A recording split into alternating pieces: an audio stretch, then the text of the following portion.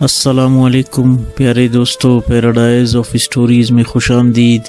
مشہور مفسر قرآن اور مورخ ابن جریر طبری کے تذکرہ میں لکھا ہے، آپ فرماتے ہیں کہ تعلیم کے دوران ہم چند ساتھی ایک علاقے میں مقیم تھے۔ کچھ مدت بعد ہمارے پاس خرچہ ختم ہوا اور دوسرا کوئی ذریعہ نہیں تھا، چنانچہ ہم نے واپس گھر جانے کا ارادہ کیا اور اپنا سامان اکٹھا کرنے لگے۔ اس محلے میں ایک یہودی بھی رہتا تھا۔ اس نے جو ہمیں دیکھا کہ ہم واپس جانے کی تیاری کر رہے ہیں تو ہمارے پاس آ کر کہا، تم کیوں یہاں سے جاتے ہو؟ ہم نے کہا، ہم یہاں علم حاصل کرنے آئے تھے لیکن ہمارے پاس خرچہ ختم ہوا، اسی لیے ہم واپس جا رہے ہیں۔ اس نے دریافت کیا کہ تمہارا ماہانہ خرچہ کتنا بنتا ہوگا؟ ہم نے حساب لگا کر کہا کہ اتنے روپوں کی ضرورت ہوگی۔ اس نے تھوڑی دیر سوچا اور پھر کہا کہ پرواہ نہ کرو، تم اپنی تعلیم جاری رکھو، اتنی رقم میں تمہیں ادا کرتا رہوں گا۔ ہم نے کہا کہ آپ تو یہودی مذہب سے تعلق رکھتے ہیں اور ہم مسلمان طالب علم ہیں، آپ کیوں ہمارے ساتھ اس طرح تعاون اور ہمدردی کر رہے ہیں؟ اس نے کہا کہ اس سے تمہیں کیا غرض، بس اپنا تعلیم جاری رکھو اور مجھ سے خرچہ لیا کرو۔ چنانچہ ہم نہ جانے کا ارادہ ملتوی کیا اور وہاں ٹھہر گئے۔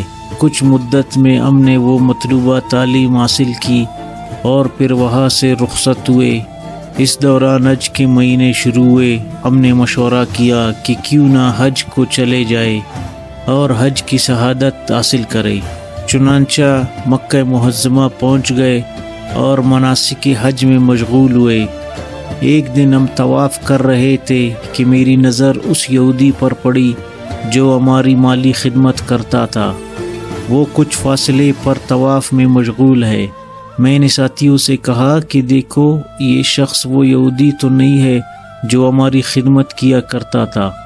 انہوں نے جو دیکھا تو بول اٹھے کہ واقعی یہ تو وہی یہودی ہے، یہ کیسے یہاں آیا ہے؟ ہم اس کے فارغ ہونے کا انتظار کرنے لگے۔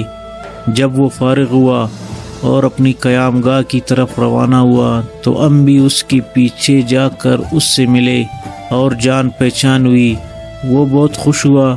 پھر ہم نے پوچھا کہ آپ میں یہ انقلاب کیسے آیا اور یہاں کیسے پہنچے؟ تو اس نے کہا، جس وقت تم نے خرچہ ختم ہونے کی وجہ سے وطن واپس آنے کا ارادہ کیا، اس وقت مجھے تورات کا مسئلہ یاد آیا۔ تورات میں لکھا ہے کہ بہترین صدقہ وہ ہے جو دین کے طالب علم پر خرچ کیا جائے۔ میں نے سوچا کہ اس وقت تورات کا تو کوئی طالب علم نہیں اور یہ لوگ قرآن کے طالب علم ہیں اور قرآن بھی آسمانی کتاب ہے، تو ان کی خدمت کر کے میں بھی یہ فضیلت حاصل کر لوں گا۔ اسی جذبے کے پیش نظر میں نے تمہیں وطن جانے سے روکا۔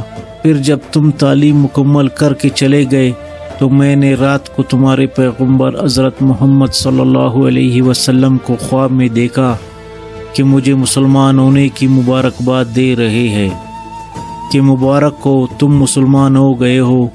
صبح کو جب بیدار ہوا تو اپنی بیوی سے اس خواب کا ذکر کیا تو وہ بھی حیران ہو کر بولی کہ ایسا خواب تو میں نے بھی آج رات دیکھا ہے۔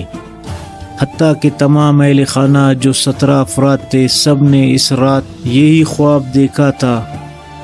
چنانچہ ہم نے اس کو اشارہ غیبی سمجھا اور ہمیں یقین ہوا کہ روئے زمین پر اسلامی واحد سچا اور حق دین ہے۔